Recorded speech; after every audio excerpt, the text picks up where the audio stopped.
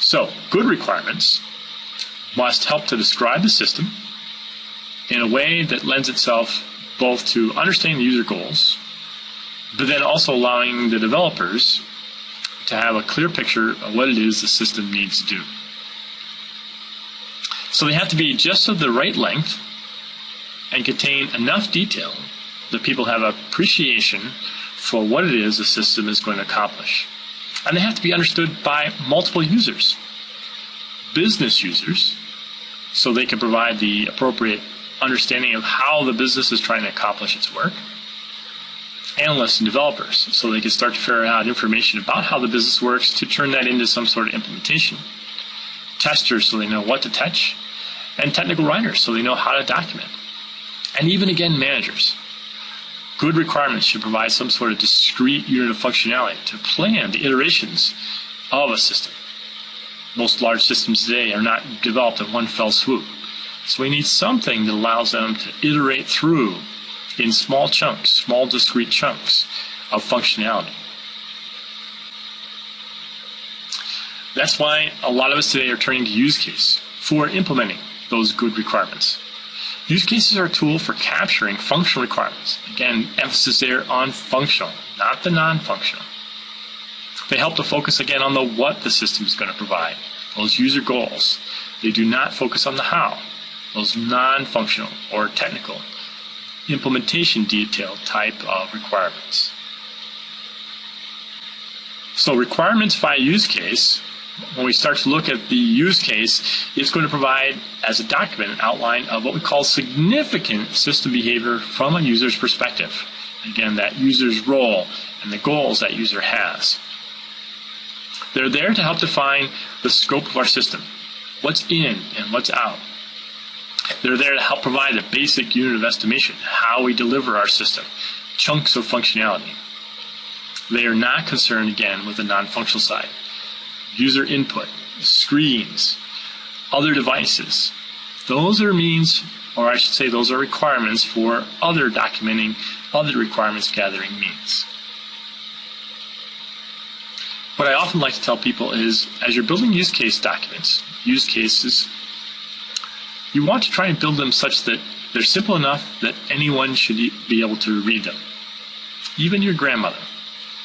So even as we're capturing that which is goal-related from a user's perspective, we want to do so in a way that makes it easy enough for the developers to pick up a use case document and fill in a lot of the details on their own without the need to go ferret out lots of other documents. Enough for a brand new developer to come into an organization and get a pretty good appreciation of what it is the business does, but also how to implement systems in support of that business. Use cases, by the way, are not a technology. Even though we talk about use case technology, what we're really talking about is a very low-cost, low-tech approach to gathering up requirements. Certainly there are some tools out there, some documenting tools, some document management tools, diagramming tools that can help in the development of the use case model. But all it really takes is a pen and paper to be able to put down the information about user goals in a way that's easy for developers and the rest of the community in our business to be able to pick up and understand. Use cases also are a complete replacement of traditional requirement documents. In other words, those conventional documents. Oftentimes they augment those, serve as kind of an umbrella again about what the system is going to do, not the how. So oftentimes we find that they maybe are a replacement for some of the traditional requirements in that they help separate the functional from the non-functional. But then they also often augment other requirements documents to capture that non-functional side of things, that technical side of things. Use cases also, even though they grew out of the object-oriented modeling community, are not strictly an object modeling technique. In fact, use cases today are used to model things that even won't make their way into some sort of software system. They're used to gather information on how organizations operate, outside or independent of any kind of IT technology. We'll often find, too, that use cases are organized in some sort of hierarchy. Some use cases address things at a more general or higher level, while some use cases do delve into some of the more, if you will, business-specific cases. things at a little bit lower detail. We'll talk more in our class about that hierarchy of use cases and how to organize them. So the motivation for our use cases is to try and provide those functional requirements documents that are less ambiguous, more explicit in terms of what the system is to accomplish. They also serve again as that formal contract between the development community and the user community, locking everybody into that understanding, helping to avoid some of that scope creep, helping to avoid some of the ambiguities that lead to systems that don't satisfy a user goal. Use cases also help to detect, the shortcomings of the system early. They often help to detect, for example, the fact that we don't have some of the user goals satisfied, some of the critical user goals that really make a system important to the community. Use cases also can be used to help really foster the development of good quality assurance test plans.